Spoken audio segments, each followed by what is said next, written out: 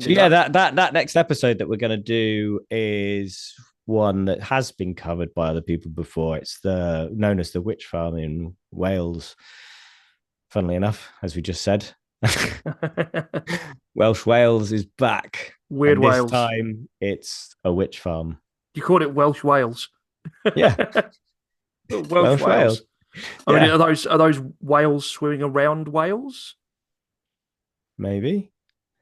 I'll read the listeners the first couple of paragraphs because originally my wife started writing this one, but I think I'm going to take over because we want to do it at the same time as the other Welsh stuff, Oh, ideally, because there's some similarities in the cases about like the energy drain on the house and stuff is the same in both stories. you got to pump it up, man. You got to say that Emma stopped writing it because she was just too terrified. It was just Well, too you'll much. see what she thinks when I read this, what she gave me as her beginning.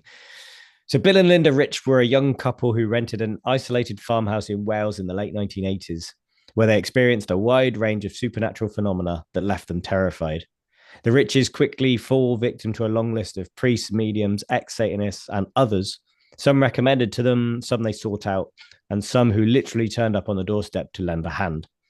Every one of them makes it worse. The family end up stuck in a seemingly addictive cycle where they perform some kind of ritual. The oppressive presence that surrounds them is lifted or cleared, only for it to return a few days, weeks later, causing the Riches to seek out the next exorcism.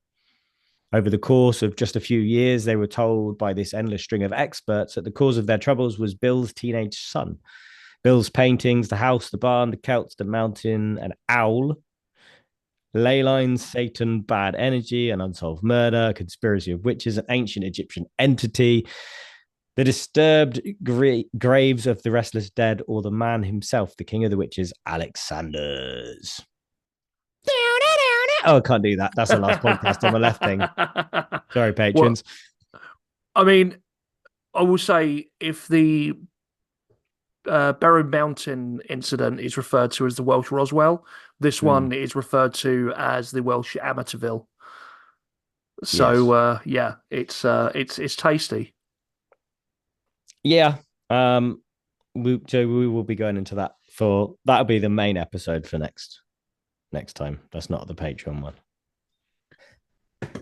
Um, yeah. Is there anything else we want to talk about?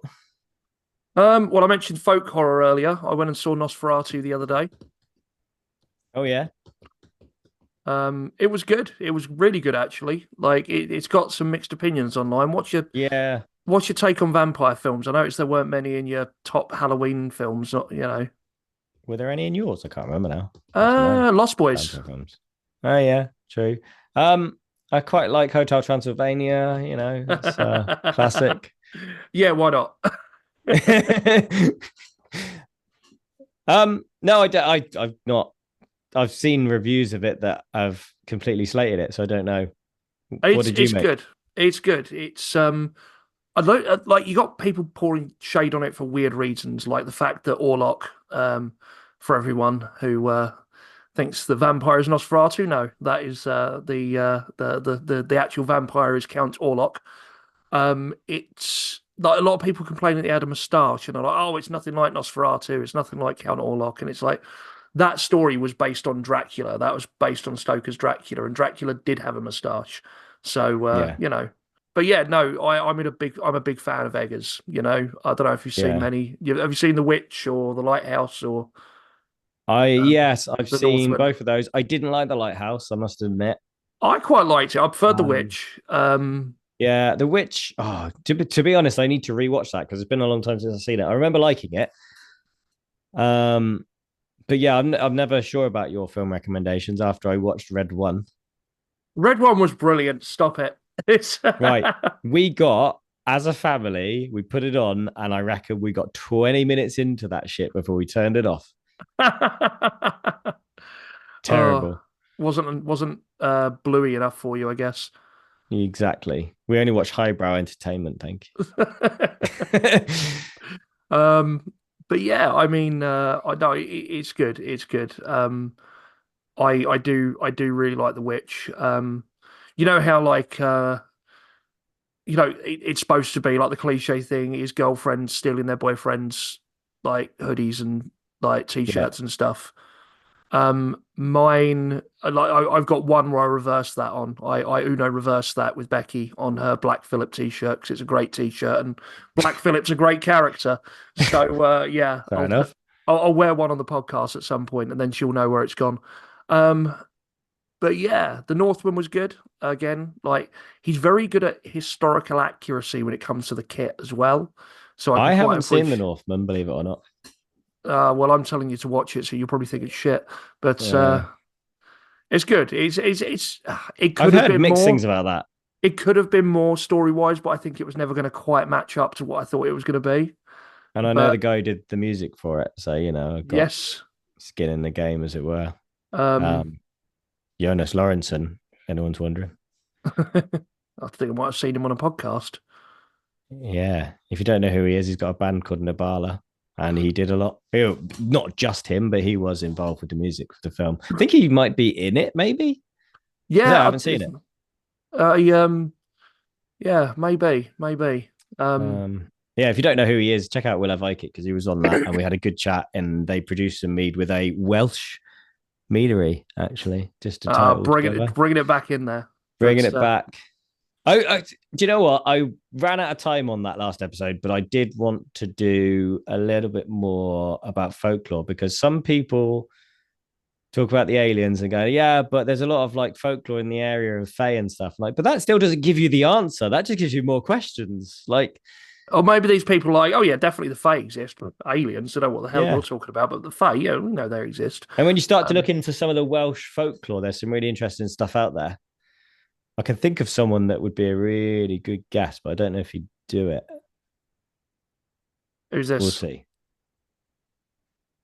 No, I won't say because Tell me you just afterwards. yeah, yeah.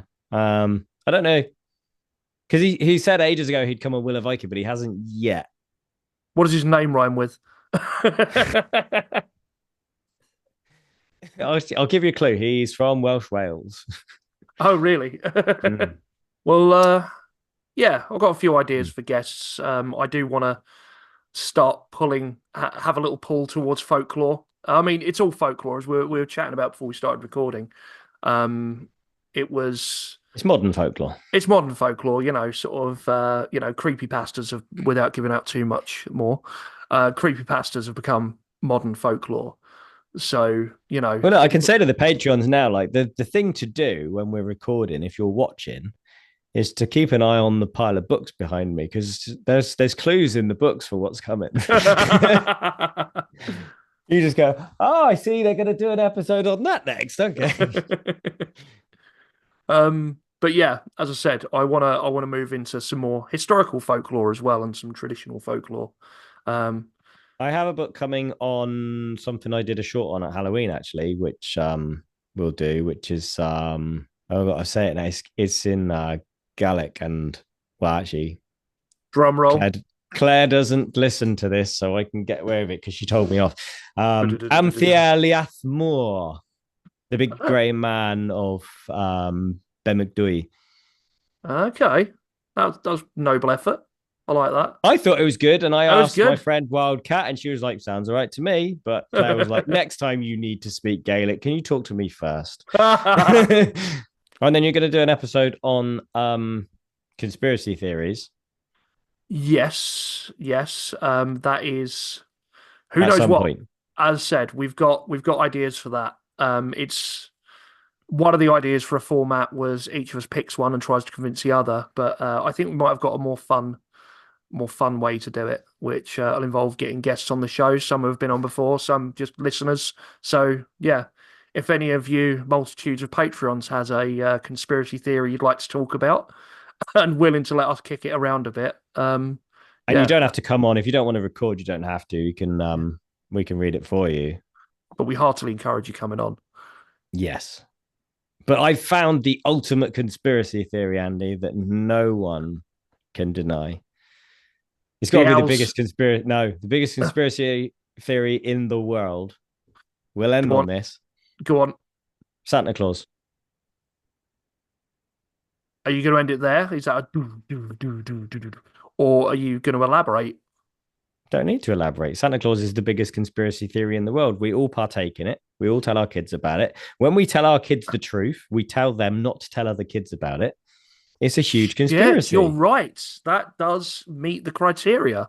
It's the biggest conspiracy that nearly, I say, at least in the Western world, nearly everybody partakes in this conspiracy. But if it's become a tulpa, is it conspiracy theory anymore? Well, yeah, Because because we don't teach our kids that it literally exists still, do we? We still say it's a thing that we all do and we pretend about. so if it is a tulpa, if Mm, Santa is a tulpa, the entity that is known as Santa Claus is a tulpa.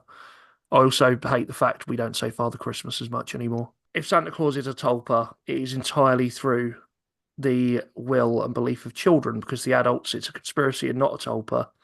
So that means that as it is thought into being and wished into being and becomes a tulpa through the belief of kids alone, and that why yeah, it's not some sinister entity and it's actually a benevolent one. sure. There you go. We've cracked Yeah, Santa yeah. Claus. To be Hang honest, on. I want to go and have my dinner. I'll say anything I need to at this point to shut you up. On that note, thanks for tuning in. Thanks for being Patreons. Yeah, and we will probably have. Well, we've got an idea for the next Patreon bonus episode, haven't we? You're writing it at the moment, I believe. Well, I've got to do the witch farm first, but yeah, all right. Crack the whip. Harder. We're gonna start trying, if we get episodes done early, we'll stick them on Patreon early as well. So hopefully you'll have more content this year because you'll have these little episodes, you'll have the actual bonus episode, and you'll get early content as well. So there you Yeah. go. So Um, Lou, Richard, Kaylee, and Connor, thank you. and remain indoors. And do not talk about the event. And remember, don't blame the owls.